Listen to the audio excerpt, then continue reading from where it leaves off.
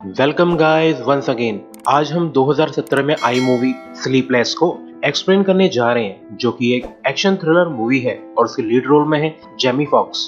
Movie की शुरुआत में हम देखते हैं कि सिटी की सड़कों पे तगड़ी कार चेज चल रही है, जिसमें जल्द ही एक कार क्रैश कर जाती है। तो दूसरी कार से दो मास्क वाले आदमी निकलकर आते हैं, जो क्रैश्ड कार वाले बंदों पर गोलियां चलाने लगते हैं और जल्द ही इनमें से एक आदमी मारा जाता है। असल में ये मास्क वाले बंदे पुलिस वाले हैं, जिनका नाम विंसेंट डाउन्स और शॉन है, जो कि वैन वाले गुंडों का पीछा कर रहे थे। तभी यहाँ पर गुंडों का बैकअप आ जाता है, जो विंसेंट पे गोलियां बरसाने लगते हैं। मगर दोनों कॉप्स इन गुंडों का जमकर सामना करते हैं।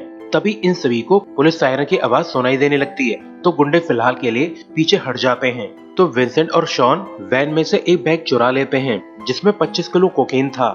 असल में विंसेंट इंटरनल अफेयर ऑफिसर है, जो कि एक बड़े क्राइम गैंग को इन्वेस्टिगेट कर रहा है, जिसमें उसे पूरे 2 साल लग चुके हैं। तब जाकर उसे पता चला कि उसका दोस्त शॉन इस क्राइम गैंग का कोरियर है, जो गैंग को ड्रग्स सप्लाई करता है। और अब विंसेंट का टॉप टारगेट एक कसिनो का ओनर है, जिसका नाम स्टेनली रूबिनो है, और साथ ही उसका behind the scene boss Rob Novak है। इसके बाद सीन चेंज होता है, जहां हमें इंटरनल अफेयर ब्यूरो दिखाया जाता है, जिसमें जेनिफर नाम की लेडी इंटर करती है। जेनिफर भी इंटरनल अफेयर ऑफिसर है, जो कि एक क्रिमिनल का पीछा करते समय हर्ट हो गई थी। तो अब सभी को लगता है कि लास्ट इंसिडेंट की वजह से जेनिफर ट्रॉमा में है, तो उसे कुछ दिनों का रेस्ट ले लेना चाहिए। मगर जेनिफर को ये नहीं लगता। इसके बाद जेनिफर रूबी नाम की एक लेडी से मिलती है, जो कि जेनिफर के लिए काफी वरिड है। तो वो जेनिफर से पूछती है कि मैंने बहुत से रिमर्स सुने हैं, मगर मैं सच जानना चाहती हूँ, वो भी तुमसे। तो जेनिफर बताती है कि मैं तो बस नशेड़ियों के एक अड्डे पर रेड मारने गई थी, पर वहाँ पे तो मिथ की पूरी लैब थी, जिसमें नशेड़ी भरे पड़े थे। तो एक नशेड़ी ने मुझ पे हमला कर दिया। जेनिफर कंटिन्यू करती है कि इस लैब की न्यूज मुझे डिपार्टमेंट से ही मिली थी, यानी कोई तो है जो क्रिमिनल्स की घूस खाकर हमें धोखा दे रहा है। इसके बाद विंसेंट भी ऑफिस पहुंच जाता है, जहां चीफ सभी को बता रहा है कि कल रात बीच सिटी में गोलीबारी हुई है। तो ये सुनकर विंसेंट के कान खड़े हो जाते हैं। तो वो चीफ से कहता है कि ये केस हमें दे दो, जिसके लिए चीफ मान जाता है। तो शॉन विंसेंट से पूछता है कि तुम्हारी खिसक गई है क्या, जो तुम खुद को ही इन्वेस्टिगेट करना चाहते हो, क्योंकि उस गोलीबारी में तो हम भी शामिल थे। तो विंसेंट कहता है कि अगर ये केस हमारे कंट्रोल में रहेगा, तो इस केस के एविडेंस भी हमारे कंट्रोल में रहेंगे, यानी हम सेफ रहेंगे। इसके बाद हमें इंसिडेंट वाली जगह दिखाई जाती है, जहां विंसेंट और शॉन पहुंच जाते हैं, जो कि यहाँ पर अपने खिलाफ एविडेंस को गायब करने आए हैं। वैसे यहाँ पर इंटरनल अफेयर ऑफिसर जेनिफर भी आई हुई है, तो उसे देखकर विंसेंट काफी सरप्राइज्ड है कि ये आइटम यहाँ पे क्या कर रही है। तो जेनिफर बताती है कि इस गोलीबारी में पुलिस की गन्स और बुलेट्स यूज हुई हैं, जिनका अभी तक कोई रिकॉर्ड नहीं मिला है। तो इंटरनल अफेयर्स को भी इस मैटर में इंटर करना पड़ा है, क्योंकि बस हम ही लोग बैड कॉप्स को इन्वेस्टिगेट कर सकते हैं। तो विंसेंट पूछता है कि क्या तुम्हें अब तक कुछ खास मिला। तो जेनिफर बताती है कि मरने वाले दोनों ही आदमी एक कसिनो के लिए काम करते थे, और खास बात ये है कि ये दोनों ही आदमी पुलिस वालों के कुछ ज्यादा ही करीबी थे। इसके बाद जेनिफर का पार्टनर डग डेनिसन उसे बोलता है कि तुम विंसेंट से पंगा मत लेना, वो वेगस पुलिस डिपार्टमेंट का बेस्ट ऑफिसर है, साथ ही वो काफी खतरनाक भी है। इसके बाद विंसेंट एक हॉस्पिटल जाता है, जहाँ पर उसकी ex wife Dana as a nurse काम करती है। तो जब विंसेंट डैना के हाथ में एंगेजमेंट रिंग देखता है, तो वो समझ जाता है कि उसकी एक्स किसी न्यू बंदे से शादी करने वाली है।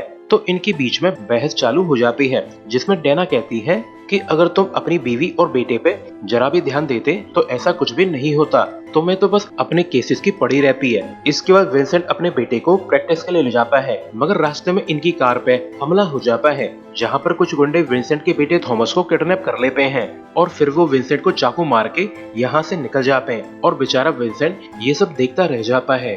मगर तभी विंसेंट को लक्सस कसिनो के बॉस स्टैन रूबिनो का कॉल आता है, जो विंसेंट से बोलता है कि तुम्हारे पास हमारा 25 किलो कोकेन है, तो 1 घंटे के अंदर मेरा कोकेन लेकर यहाँ पे आ जाओ, वरना तुम्हारा बेटा तो गया समझो। तो ये सुनकर विंसेंट काफी ज्यादा घबरा जाता है। तो वो सीधा शॉन से मिलने जाता है और कहता है कि हमारा खेल खत्म हुआ, स्टैन रूबिनो को हमारे बारे में पता चल चुका है, तो अब हमें उसका कोकेन लौटाना होगा, क्योंकि उसने मेरे बेटे को किडनैप कर लिया है। वहीं जेनिफर विंसेंट को जोरों शोरों से इन्वेस्टिगेट कर रही है। न जाने क्यों इस लेडी को विंसेंट में इतना इंटरेस्ट क्यों है, मगर अब विंसेंट की 2 तरफ से बैंड बजने वाली है। इसके बाद हमें रॉब नोवाक दिखाया जाता है, जो कि एक आदमी को टॉर्चर कर रहा था। ये आदमी नोवाक का कजन होने के साथ साथ उसका DEA इन्फॉर्मेंट भी है। अब नोवा को लगता है कि उसके कजन ने ही उसे धोखा दिया है, जिसके लिए इसे सजा दी जा रही है। इसके बाद हमें लक्सस कैसीनो दिखाया जाता है, जहां विंसेंट स्टेन रोबिनो का कोकेन लौटाने आया है, इस बात से बेखबर कि जेनिफर उसे फॉलो कर रही है। जल्द ही विंसेंट बैग लेकर मेंस बाथरूम चला जाता है, जहां वो बैग को सीलिंग में छुपा देता है ताकि वो बैग को यहाँ पे छुपाकर स्टैन रूबिनो से नेगोशिएट कर सके,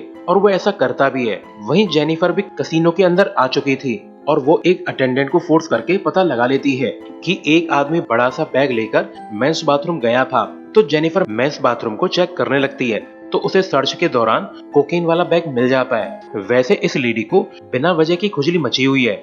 ये अपनी होशियारी की वजह से खुद भी मरेगी और काफी सारे लोगों को मरवाएगी। इसके बाद विंसेंट स्टैन रूबिनो से मिलने पहुंच जाता है, जहां स्टैन रूबिनो भड़कते हुए बोलता है कि वो कोकेन रॉब नोवाक को डिलीवर किया जाना था। अगर माल उसके पास टाइम पे नहीं पहुंचा तो हम सब मारे जाएंगे। तो विंसेंट कहता है कि कोकेन अभी कैसीनो में ही मौजूद है, तो मेरे बेटे को जाने दो, मैं तुम्हारे लिए कोकेन ले आऊंगा। तो स्टैन रूबिनो विंसेंट को बाहर ले जाने लगता है। वहीं होशियार लेडी जेनिफर ने कोकेन को उसकी जगह से हटा दिया था, तो वो अपने पार्टनर डग को कॉल करके बताती है कि मैंने विंसेंट का पीछा किया था, जिससे मुझे लगभग 25 किलो कोकेन मिला है। यानी ये विंसेंट तगड़ा खिलाड़ी है जो बड़ी बड़ी ड्रग्स डील में शामिल है। तो डग कहता है कि कहीं छुप जाओ, मैं भी वहाँ पे आ रहा हूँ। मगर तभी जेनिफर को क्राइम बॉस रॉब नोवाक दिख जाता है, जो कि स्टैन रूबिनो से मिलने आया है। तो इन सभी को देखकर जेनिफर समझ जाती है कि स्टैन नोवाक को कोकेन सप्लाई करने वाला है, जिसमें विंसेंट इनके कोरियर बॉय की तरह काम कर रहा है। तो वो कोकेन वाले बैग को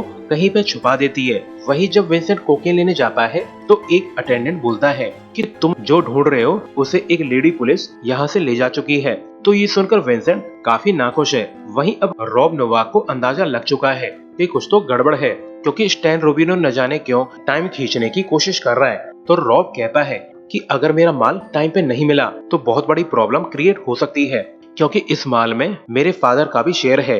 तो ये सुनकर स्टैन रूबिनो काफी ज्यादा घबरा जाता है, क्योंकि उसे अच्छे से पता है कि रॉब का फादर तो उससे भी बड़ा क्राइम लॉर्ड है, क्योंकि वो तो पूरा ड्रग कार्टेल चलाता है। और अब स्टैन को अंदाजा है कि वो मरने वाला है। वहीं अब तक जेनिफर का पार्टनर डग भी कैसीनो तक पहुंच गया था। तो जेनिफर उसे सारा माजरा समझाते हुए बताती है कि मैंने विंसेंट को स्टैन रूबिनो से मिलते हुए देखा है, जो कि रॉब नोवाक का सप्लायर है। हो न हो ये सभी लोग आज सुबह वाले क्राइम इंसिडेंट से कनेक्टेड हैं। तो डग जेनिफर पे भड़कते हुए बोलता है कि पहले तो तुमने बिना परमिशन के एक पुलिस वाले का पीछा किया है, फिर तुमने बिना परमिशन इस जगह की तलाशी ली, और फिर तुमने बिना जज की परमिशन के एविडेंस को उनकी जगह से हटा दिया है। जेनिफर, कहीं तुम पागल तो नहीं हो गई हो?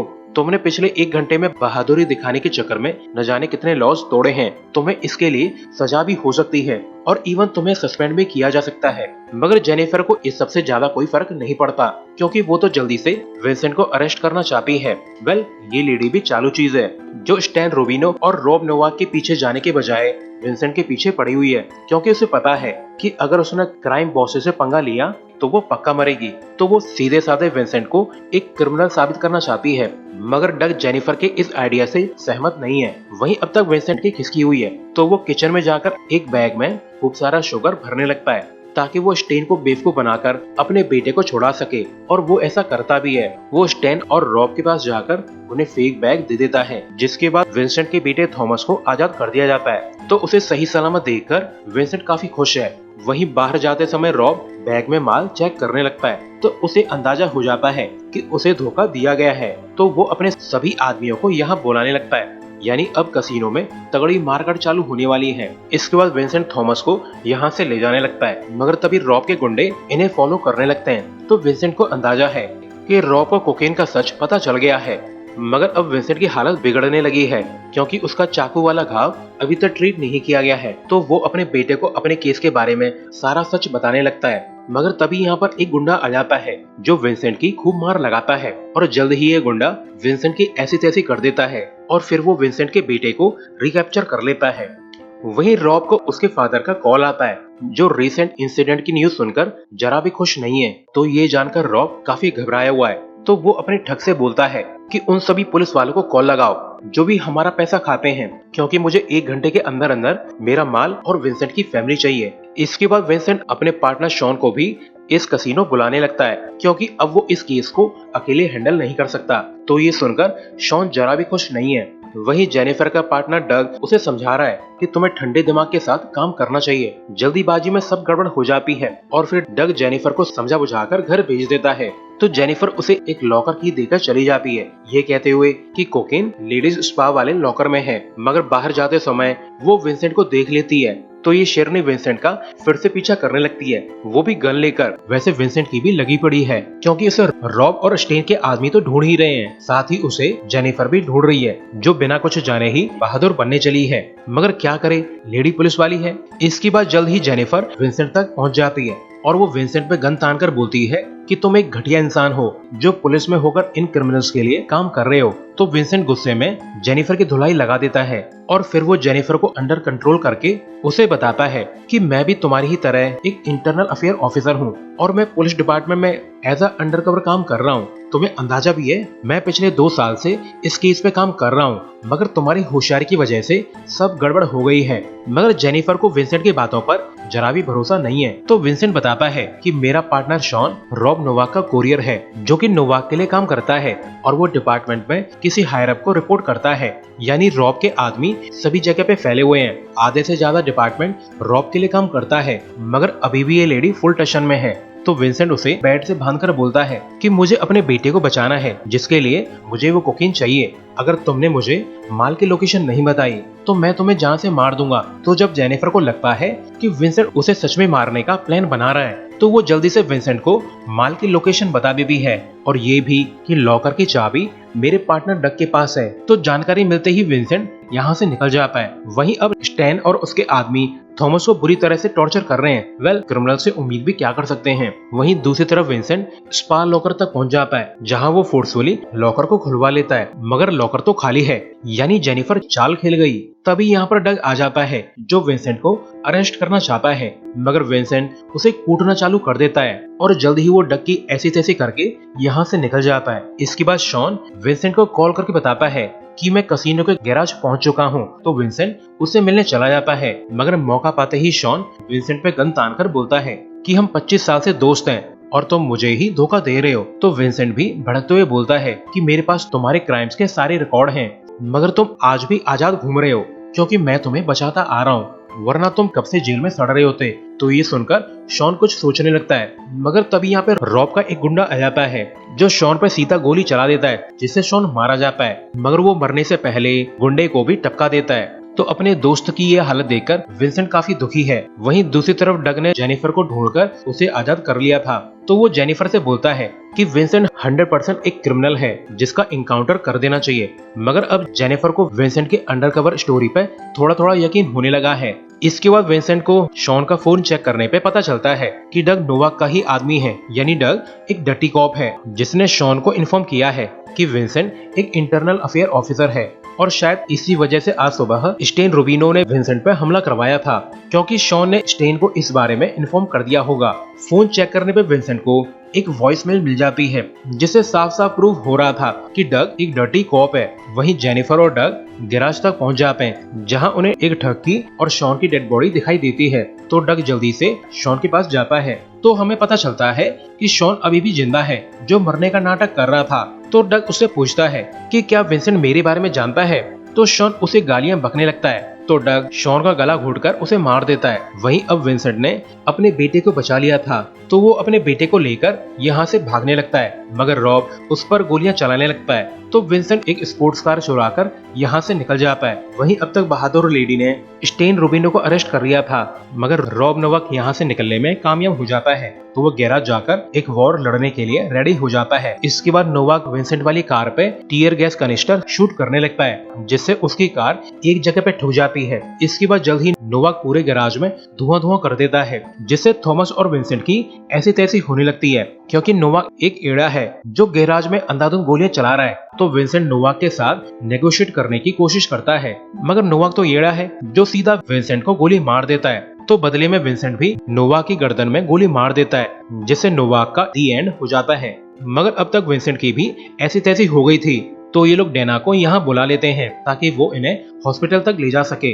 वहीं जेनिफर स्टैन को अरेस्ट करके अपने साथ ले जाने लगती है, मगर तभी उसे विंसेंट का कॉल आता है, जिस पर विंसेंट जेनिफर को वो वाली वॉइस में सुना देता है जिसमें साफ साफ जाहिर हो रहा था कि डग एक करप्ट कॉप है जो कि रॉब नोवाक के लिए काम करता है। तो जेनिफर डग को गोली मारने की कोशिश करती है, मगर डग उल्टा जेनिफर को ही गोली मार देता है। इसके बाद डग स्टैन रूबिनो को भी मार देता है और साथ ही कार ड्राइवर को भी, जिसे कार क्रैश होकर अल्टापल्टी हो जाती है। इसके बाद जल्द ही यहाँ पर बाकी पुलिस भी आ जाती है, जिनके सामने डग नाटक करते हुए बोलता है कि स्टैन रूबिनो पागल हो गया था, जिसने मेरी गन छीनकर ड्राइवर और ऑफिसर जेनिफर को मार दिया है। मगर टाइगर लेडी अभी भी जिंदा है, जो कार से बाहर आकर बोलती है कि डग गद्दार है, उसे अरेस्ट कर लो। इसके बाद विंसेंट को इलाज के लिए हॉस्पिटल ले जाया जाता है और यही हाल जेनिफर का भी है, उसे भी इलाज के लिए ले जाया जाता है। इसके बाद सीन चेंज होता है जहां विंसेंट को होश आ गया था, यानी अब वो खतरे से बाहर है। वहीं अब तक जेनिफर भी रिवाइव हो चुकी थी, जो विंसेंट को इतने बड़े क्रिमिनल केस को सॉल्व करने के लिए थैंक्स बोलती है। वहीं दूसरी तरफ लक्सस कैसीनो के गैराज की छानबीन चल रही थी, मगर तभी रॉब नोवाक का फोन बजने लगता है, जिस पर उसके फादर का कॉल आ रहा था। तो एक डीईई एजेंट कॉल पिक करते हुए बोलता है कि मिस्टर एंडरसन, एक प्रॉब्लम हो गई है, यानी ये तीनों एजेंट भी करप्ट कॉप हैं जो कि रॉब के फादर के लिए काम करते हैं। और इसी सीन के साथ ये मूवी एंड हो जाती है। सो अभी के लिए good bye, thanks for watching.